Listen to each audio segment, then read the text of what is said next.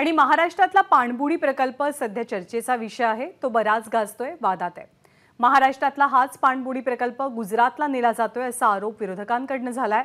पण राज्यातला कोणताच प्रकल्प बाहेर गेलेला नाही। विरोधक निवडणुकीच्या तोंडावर कोणताही मुद्दा नसल्यामुळे हा मुद्दा उकरून काढतायत असा आरोप अजित पवार करतात।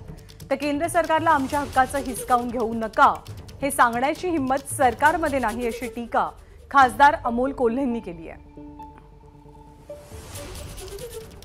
प्रोजेक्ट बाहेर चालले असं कसं होईल? मुख्यमंत्री उपमुख्यमंत्री दोन्ही आणि मंत्रिमंडळातले सहकारी हे काही गप्प बसतील का? आम्ही काय आज राज्य करतोय का? आम्हाला राज्य चालवण्याचा काही अनुभव नाही का? त्याच्यामुळं आज निवडणुकीच्या निमित्तानं दुसरा काही मुद्दा समोर राहत नाही, त्यावेळेस अशा प्रकारे एक गैरसमज किंवा अफवा पसरवण्याचं काम करायचं आणि तरुणींच्या मनामध्ये त्याच्यातनं रोष कसा होईल अशा प्रकारचा प्रयत्न करायचा त्यांचा केविलवाणा काम चाललेला आहे।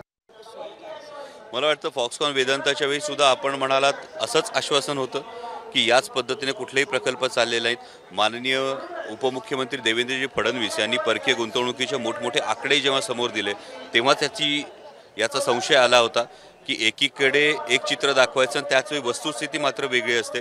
परंतु सध्या महाराष्ट्र सरकार हे केंद्राला ठामपणे नजरेला नजर भिडवून आमच्या ताटातलं तुम्ही हिसकावून घेऊ नका हे सांगू शकत नाहीये। ही सांगण्याची त्यांची परिस्थिती सध्या दिसत नाहीये। हे महाराष्ट्रासाठी दुर्दैवी। एबीपी माझा, उघडा डोळे बघा नीट।